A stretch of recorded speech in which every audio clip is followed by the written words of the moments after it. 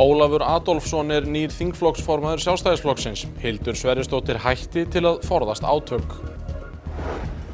1.000.000 Palestínumenn sem halda til í Gaza-borg geta hvergi flúið nú þegar rýming borgarinnar talin yfirvofandi.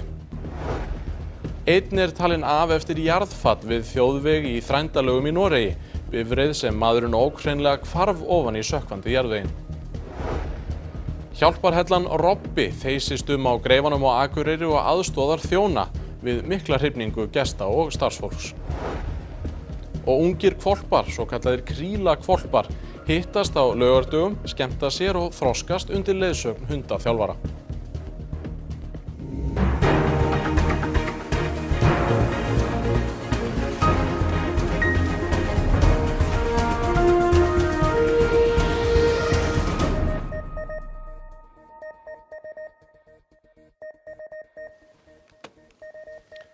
Gott kvöld. Formaður þingflokks Sjálfstæðisflokksins sagði af sér í gær til að forðast átök og nýr var valinn í morgun. Formaður flokksins segir að nýrri forystu fylgi breytingar. Nýji þingflokksformaðurinn Ólafur Adolfsson. Hann hefur setið á þingi síðan í nóvember og fyrsti þingmaður Norðvesturkjördæmis. Tillaga Guðrúnar Hafsteinsdóttur formanns Sjálfstæðisflokksins þessa breytingu var samþykkt einróma á fundi þingflokksins í Valhöll í morgun. Það var kosin ný forysta í Sjálfstæðisflokknum á landsfundi í mars og það lá alltaf ljóst fyrir að ný forysta myndi gera breytingar. Ja, það var ákvörðun formanns að skipta þingflokksformann og þess vegna vorum við að því hér í dag. Var það bráttað? Já, mér sýnist það nú hafa verið svona tiltölulega bratt. En þú varst einn af þeim sem studdir Guðrúnu í hennar formanns framboði í vor. Verið að velja þig? Já, það er góð spurning. Þú eru kannski að spyrja Guðrúnu að því en væntanlega hefur nú séð eitthvað í mér sem að hún vill þá nýta í þingflokksformann. Með nýrri forystu þá erum við líka í nýrri stöðu á Alþingi. Við erum í stjórnarandstöðu og við þurfum að finna taktinn í því. Þannig að við erum svolítið að endurstilla gangverkið og horfa til framtíðar. Já, þú talar að þið séu nýrri stöðu í stjórnarandstöðu sem höfðu ekki verið í þó nokkuð tíma. Ég hefði þá kannski ekki verið skynsamlega að fá eitthvað með meiri þingreynslu í þessa stöðu? Ég hef mikla trú á Ólafi Adolfssoni. Hildur Sverrisdóttir hafði gegnt formennsku þingflokksins í 2 ár. Á fundinum í morgun hvatti hún þingflokkinn til að styðja tillögu formanns. Hún skrifaði á Facebook í gær og hún hefði ákveðið að hætta sem þingflokksformaður til að komast hjá átökum. Svona nú pólitíkin bara stundum. Þetta var ekki að þinni ósk? Þetta var upplegg formannsins og það var að minni ósk að það yrðu engin frekari átök þessa ákvörðun í þingflokknum. Tilnefndurðu Ólaf Adolfsson áður en Hildur Sverrisdóttir tók ákvörðun að stíga til hliðar? Nei. En þessi breyting tengist þetta meintum flokkadráttum innan flokksins? Já, þú verið þá að spyrja einhvern annan að því en mig. Það hefur verið talað flokkadrætt innan flokksins. Tengist þetta því? Nei. Ísraels her hefur drepið minnst 50 manns á Gaza þar sem af degi og þar af 26 í Gaza-borg, þeirri stærstu á Gaza. Íbúar þar, sem taldir eru vera 1.000.000 talsins, reyna að flýja sífellt harðari hernað Ísraela. Spurningin sem þeir standa frammi fyrir hvert geta þeir farið? Hér í rauðu eru þau svæði á Gaza sem Ísrael ýmist fer með yfirráð yfir eða hefur fyrirskipað að skuli rýmt. Þetta eru 85% alls landsvæðis á Gaza. Það hlutfall eykst síðan bara ef herinn fyrirskipar rýmingu Gaza-borgar. Það hefur ekki enn verið gert en talsmaður hersins segir það þó óumflýjanlegt. Forseti alþjóðahreyfingar Rauða krossins segir ómögulegt að rýma Gaza-borg með öruggum hætti, enda skilgreinir Ísraels herborgina nú sem vígvöll. Þar að auki sé engin staður á Gaza fyrir fólk að flýja til, þar sem innviðir eru allir í rúst og hvarvetna skortur á mat og nauðsynjum. Til stóð að forseti Palestínu, Mahmoud Abbas, yrði viðstaddur þegar Frakkar viðurkenna sjálfstæði Palestínu á allsherjarþingi Sameinuðu þjóðanna í New York í september. Mögulega verður þó ekki af því, þar sem ríkisstjórn Bandaríkjanna hefur fellt vegabréfsáritun hans og fleiri palestínskra embættismanna úr gildi. Leiðtogar fjölda ríkja gagnrýna ákvörðun Bandaríkjastjórnar harðlega. Þeirra á meðal Þorgerður Katrín Gunnarsdóttir utanríkisráðherra. Hún segir hernað Ísraela á Gaza bera öll merki þjóðarmorðs. Við viljum meiri aðgerðar halvu alþjóða samfélagsins og það auðvitað ekki gott heldur þegar verið að stoppa vegabréfsáritanir til forystu Palestínu til þess að sitja allsherjarþingi Sameinuðu þjóðanna. Það er áfall. Það er áfall fyrir diplómasíuna núna þessar stundir og ekki síst núna þegar það er aukinn þungi og stuðningur að færast í það að styðja við tveggja ríkja lausnina fyrir utan það að á allsherjarþingið verðum við að tryggja að raddir allra heyrist og ekki síst núna þegar þetta erfiða stríð á Gaza er gangandi. Svona margir farnir að hætta að tala um þetta sem stríð á Gaza og farnir að tala um að þetta séu þjóðarhreinsanir og þjóðarmorð. Hefurðu skoðun á því? Hvert er þitt svar við því?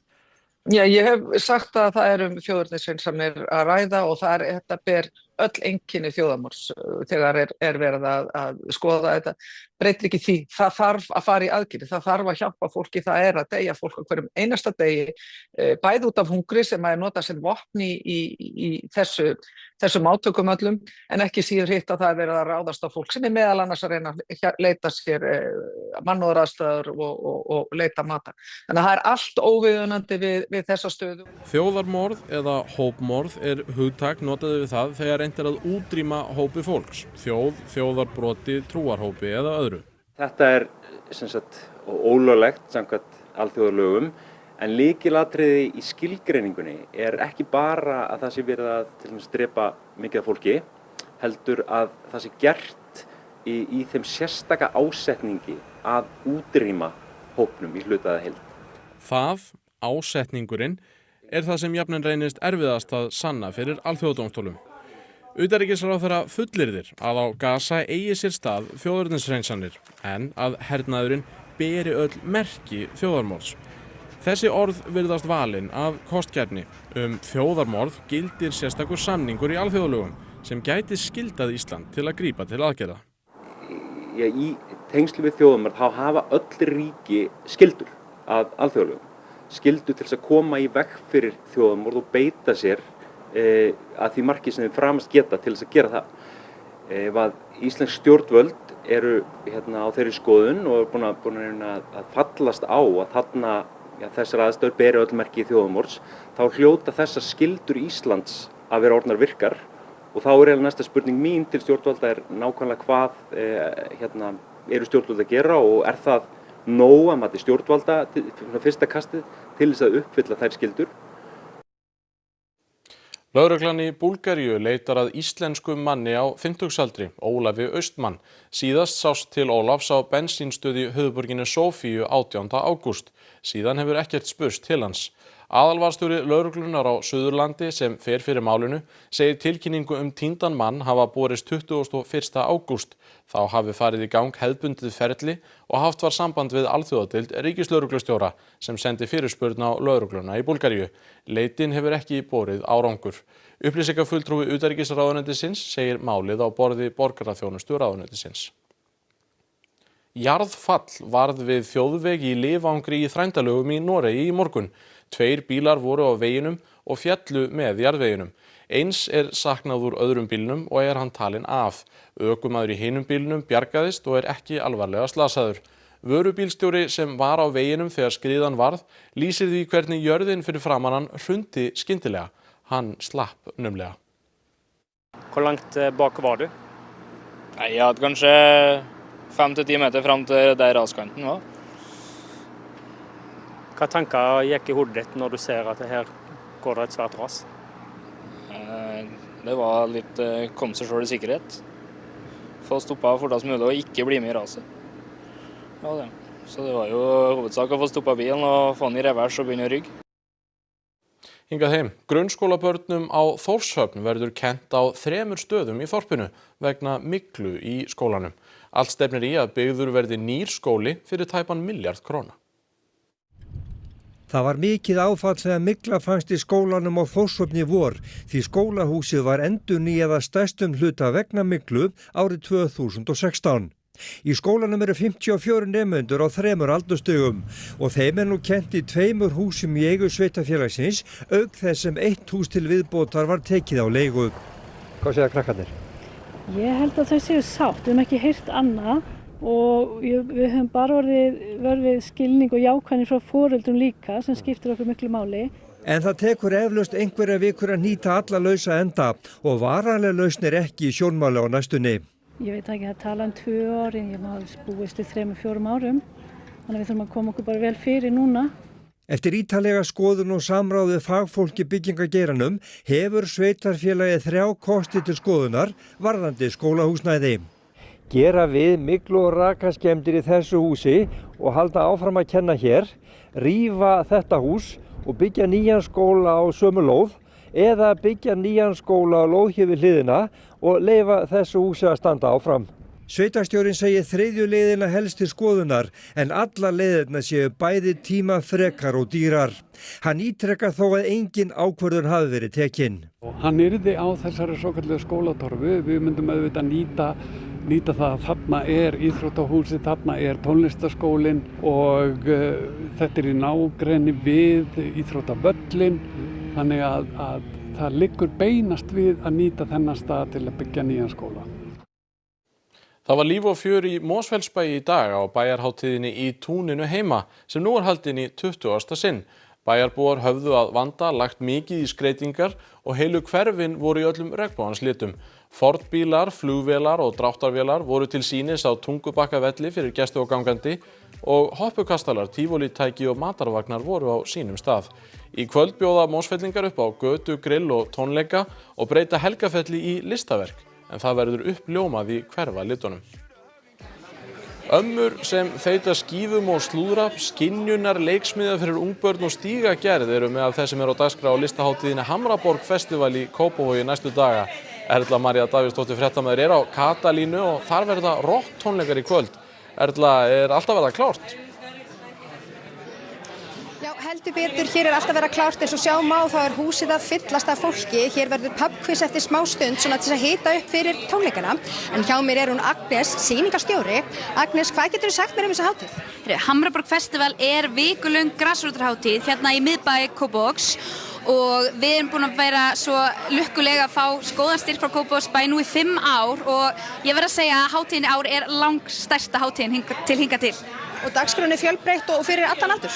Já, við til dæmis í dag vorum við með rafmagnsgítar, sinfóníu, við vorum með stígagerð og á morgun rosalega flott barnadagskrá sem byrja bara strax klukkan 10 þannig að það bara ótrúlega margt í boði. Og Magnús, þú stígur á stokk hérna á eftir með hljómsveitinni Búdríindi. Ég heyrði það svona út undan mér að þið séu sérstaklega að koma saman fyrir þessa hátíð. Þegar við vorum bennir að spila hérna á Katalínu Hamraborg þá var það aldrei neitt vafi hjá okkur að taka því og koma að spila hérna. Í þessu húsi sem Hamraborg nr. 11, þar var tónlistarskóli Kópavogs, þar sem við vorum allir í tónlistanámi. Í sjoppinum hérna heimnum við göttuna, þar héngum við þegar við vorum í frímínútum í skólanum og svo náttúrulega vorum við inn í bílakjallanum í Hamraborg að skeita og skýla okkur fyrir rigningunni. Þannig að hjartað slær svolítið hérna í Kópavoginum? Það bara ótrúlegt að ég geti hreyft fæturnar hérna inni af því að ræturnar svo djúpt í 200 Kópavogi hjá okkur. Og þeir sem mæta hérna á tónleikan í kvöld, hverju mega eiga von á? Það verður stanslaus rockkeyrsla og það bara nákvæmlega það sem við ætlum að delivera í kvöld. Takk fyrir þetta, Magnús og Agnes. En það ekki bara glatt á hjalla hérna í Kópavoginum, fyrir norðan Akureyrar Vaka og þar hann fréttamaður okkar, hann Ágúst Ólafsson.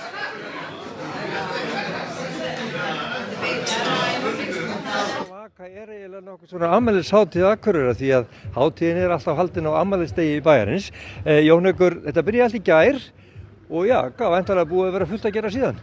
Jú, heldur betur. Akureyrar Vaka, 163 ára afmæli Akureyrarbæjar, hófst með pompi og prakt í Lystigarðinum í gær og síðan hefur tekið við meiri háttar menningardagskrá allan bæ. Hverju mæta á Akureyrar? Er þetta fyrst og fremst Akureyrar sjálfur eða fáið þið fullt af gestum líka? Vonandi sem flesta gesti og mér langar að hvetja bara alla sem eru heima í stofu að horfa og hlusta að drífa sig lóðbeint í Listagilið á tónleika sem byrja klukkan 8. Sigríður, þið takið þátt í Akureyrarvöku og Listasafninu og já, stór helgi hjá ykkur? Já, venju samkvæmt þetta stór helgi. Í dag var 3-fald sýningaropnun auk þess sem við vorum með viðburð svokallaða vídeóvörpun utan á húsinu. Og notið tækifærið á þessum degi og þessu helgi að slá í og hafa flotta sýningar? Já, og reyna að ná samtali við sem breiðastan hóp samfélagsins, þannig að þetta eru fjölbreyttar sýningar, fólk á ýmsum uppruna að sýna hjá okkur og já, reyna að ná samtalinu við sem flesta. Og það kannski það sem að gerist, Jón Haukur, að Akureyringar, þetta ykkar veisla. Svo sannarlega, 163 ára afmæli engin smá tala og byrja að halda því. Og þó þetta sé ekki merkið samanlega, þá samt hátíð. Svo sannarlega. Takk kærlega fyrir það, en við ætlum að fá hljómsveitina Skandal til að enda þetta hjá okkur. Þær að byrja hérna á tónleikum hérna í Gilinu bara klukkan 8 og endum bara út hérna á okkur tóndámum frá þeim. Takk fyrir okkur.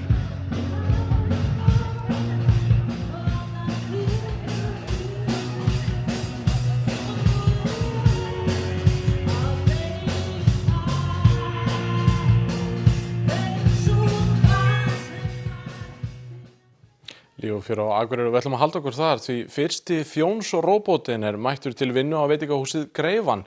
Hann í hlutverki aðstoðarmanns þó að eigendur ætla að nýta hann í aflýsingar síðar meir.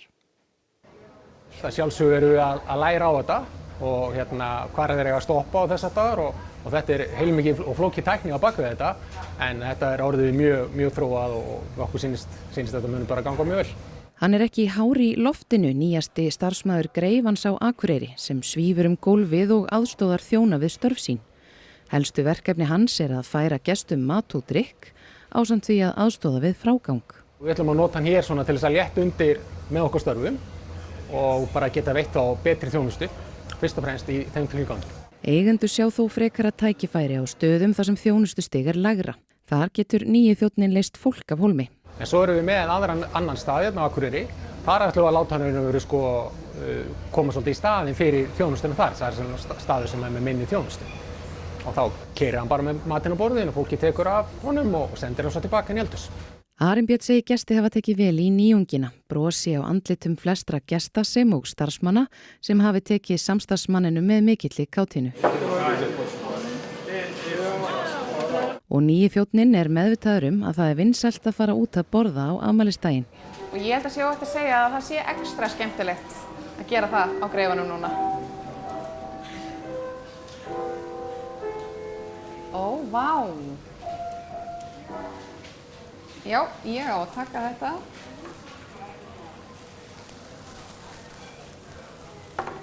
Og svo smelli ég kannski bara hér.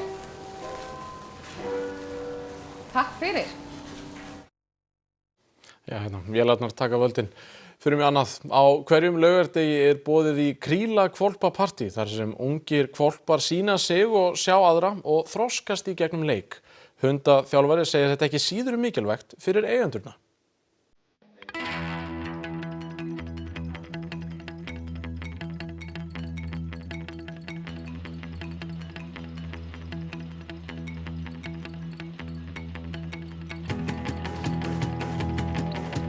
Mér hefur verið boðið í partí áður, einu sinni eða tvisvar, en gestirnir voru ekki alveg svona sætir. 9 til 16 vikna hvolpar eru gjaldgengir í Kríla hvolpapartíin sem haldin í Hundaakademíunni í Kópavogi. Þeir eru af öllum stærðum og gerðum og læra á lífið í gegnum leik. Hérna erum við að grípa félagsmótunarskeiði hjá hvolpum sem eitt mikilvægasta tímabil í þeirra lífi. Við erum að kenna í rauninni hvolpunum að vera rólegir innan aðra hunda. Það að við erum að kenna þeim að leika fallega. Svo þetta kannski líka mikilvægt fyrir eigunduna.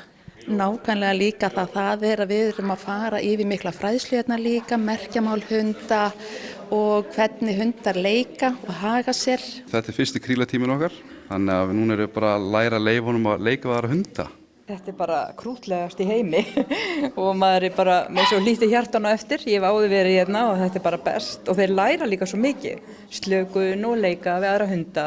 Að leyfa honum að leika við aðra hvolpa en svo fæ ég fullt af ráðum og ráðleggingum í þessum tímum þannig að þetta hefur verið mjög gott fyrir okkur báða.